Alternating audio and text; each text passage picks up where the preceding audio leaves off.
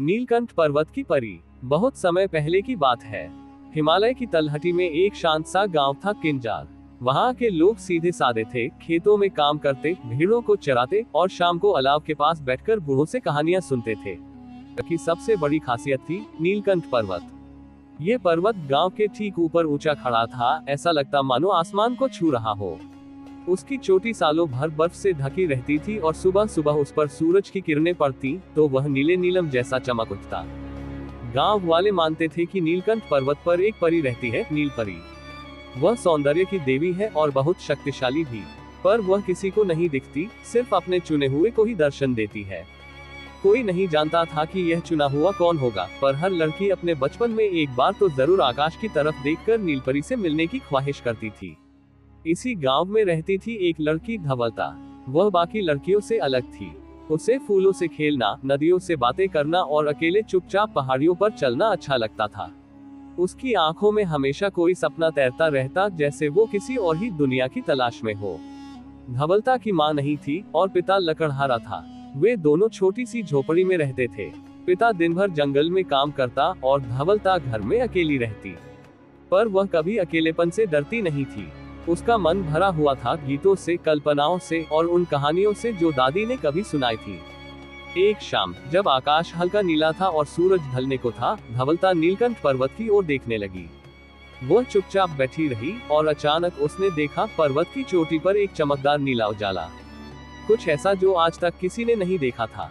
वह घबरा नहीं गई, उल्टे उसका मन उस चमक की ओर खींचने लगा। उसी रात उसे एक सपना आया, एक नीली रोशनी में लिपटी स्त्री जिसके पंख बर्फ जैसे थे और आवाज ऐसी जैसे झरने गा रहे हो। वह स्त्री बोली, धवलता, तू पर्वत की पुकार सुन सकती है। तू वह चुनी हुई है जिसके भीतर सच्चा दिल और पवित्र दृष्टि है। सुबह पहला कदम रख, पर्वत तुझे बुला रहा है। धवलता की नींद टूटी, दिल जोरों से धड़क रहा था। वह जानती थी यह कोई साधारण सपना नहीं था। अगली सुबह वह जल्दी उठी, एक छोटा थैला लिया और नीलकंठ पर्वत की ओर चल पड़ी। लोगों ने उसे देखा पर कुछ नहीं कहा। उन्होंने सोचा शायद वह फूल तोड़ने जा रही है। कोई नहीं जानता था कि वह अपने जीवन की सबसे बड़ी यात्रा पर निकल चुकी है। पर्वत पर चढ़ना आसान नहीं था।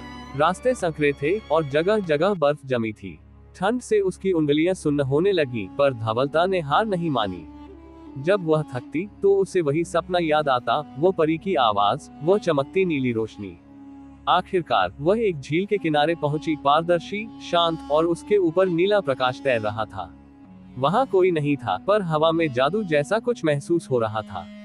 तभी झील के बीच से नीली रोशनी उठी और उसके सामने वही स्त्री प्रकट हुई, नीलपरी। उसका चेहरा सौंदर्य से भरा था, पर आंखों में गहराई थी, जैसे हजारों वर्षों का ज्ञान उसमें समाया हो। उसने मुस्कुराकर कहा, धवलता, तू न केवल चुनी गई है, बल्कि तू वह भी है जो पुराने समय में खो गई थी। तेरी माँ जो वर्षों पहले पर्वत पर गई थी, वह मैं थी। धवलता सन रह गई। आप मेरी माँ? नीलपरी ने सिर हिलाया। मैं कभी एक इंसान थी, किंजार की ही।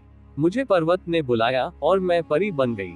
लेकिन तेरे जन्म के बाद मुझे तुझे इंसानों के बीच छोड़ना पड़ा, क्योंकि परी लोक में बच्चे नहीं पलते।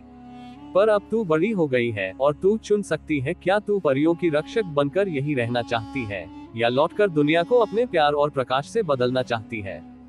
धवलता कुछ पल चुप रही। उसने नीला झील देखा, पर्वत की चोटी की बर्फ देखी और अपनी माँ की आंखों में आंसू देखे। फिर वह बोली, मैं दोनों दुनिया की बनना चाहती हूँ। मैं पर्वत का जादू और धरती की सादगी एक साथ जीना चाहती हूँ। नीलपरी ने अपने पंख फैला दिए और एक चुंबन उसकी बेटी के माथे पर रखा।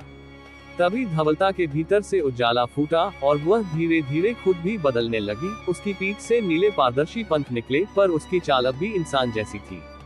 तब से हर पूर्णिमा की रात किंजार की बच्चियां पर्वत की ओर देखती हैं और उन्हें झील के पास एक नीली रोशनी दिखाई देती है।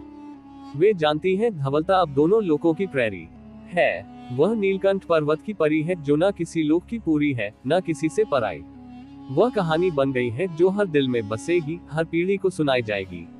और जब कभी कोई बच्ची अकेले चांद को देखकर यह सोचती है कि क्या परियां सच में होती हैं, उस पल धवलता की हंसी हवा में तैरती है।